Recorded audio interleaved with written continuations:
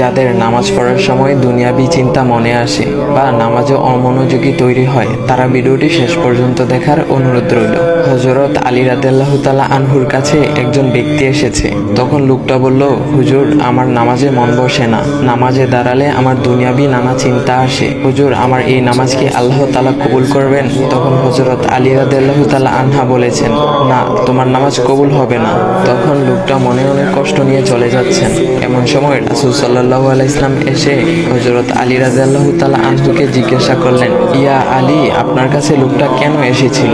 এসে দেখি মন খারাপ করে চলে গেল। কেন, কি হয়েছে আমাকে বলুন। তখন আলী রাদিয়াল্লাহু তাআলা আনহু বলেন, তিনি আমার কাছে জানতে এসেছেন যে নামাজে দুনিয়াবি চিন্তা আসলে নামাজ হবে কিনা। আমি বলেছি, না, তোমার নামাজ কবুল হবে না। রাসূল সাল্লাল্লাহু আলাইহি ওয়াসাল্লাম তখন বলেন, ইয়া আলী, আপনাকে আমি একটা চাদর উপহার দিতে চাই, তবে একটা শর্ত আছে। আলী রাদিয়াল্লাহু তাআলা আনহু খুশি হয়ে বলেন, ইয়া রাসূলুল্লাহ, কি শর্ত তা বলুন, আমি আপনার সকল শর্ত মেনে নিব। বুঝতেই তো পারছেন রাসূল সাল্লাল্লাহু আলাইহি ওয়াসাল্লামের চাদর বলে কথা। তখন রাসূল সাল্লাল্লাহু আলাইহি ওয়াসাল্লাম বললেন, ইয়া আলী, আপনি যদি এই মুহূর্তে 2 রাকাত নামাজ একনিষ্ঠভাবে পড়তে পারেন দুনিয়াবি সকল চিন্তা দূর করে, তাহলে আমি আপনাকে সেই চাদরটি উপহার দেব। আলী রাদিয়াল্লাহু তাআলা আনহু বলেন, এটা তো সাধারণ ব্যাপার। আলী রাদিয়াল্লাহু তাআলা আনহু তখন নামাজে দাঁড়িয়ে গেলেন আর তিনি নামাজ পড়তে শুরু করলেন। এমন সময় তার মনের মধ্যে শুধু ভাবনা চিন্তা আসতে শুরু করলো, আচ্ছা, আমাকে যে রাসূল সাল্লাল্লাহু আলাইহি ওয়াসাল্লাম যে চাদরটা দিবেন সেটা কি ফাতিমার চাদর নাকি রাসূল সাল্লাল্লাহু আলাইহি ওয়াসাল্লামের? আচ্ছা, চাদরখানা দেখতে কেমন হবে?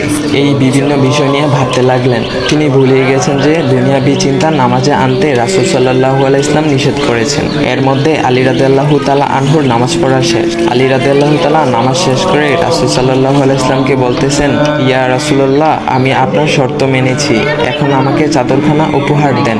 রাসূল সাল্লাল্লাহু আলাইহি ওয়াসাল্লাম বলেন, ইয়া আলী, আপনি কি একনিষ্ঠভাবে দুনিয়াবি চিন্তামুক্ত ছাড়া 2 রাকাত নামাজ পড়েছেন? তখন আলী রাদিয়াল্লাহু তাআলা আনহা মুচকি হেসে বললেন, না ইয়া রাসূলুল্লাহ, আমি আপনার চাদর নিয়ে অনেক কিছুই ভেবেছি। তখন রাসূল সাল্লাল্লাহু আলাইহি ওয়াসাল্লাম বলেন, ইয়া আলী, নামাজ তোমারও হয়েছে, আর তুমি যাকে নামাজ হবে না বলে ফতোয়া দিয়েছো তার নামাজও আল্লাহ তাআলা কবুল করে নিয়েছেন।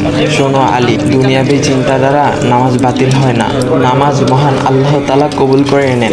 সকল ফরজ নিয়ম কানুন মেনে নামাজ পড়লে নামাজ হবে ইনশাল্লাহ। তবে আমাদের সকলের উচিত নামাজ আদায় করার সময় একমাত্র আল্লাহকে স্মরণ করে নামাজ আদায় করা।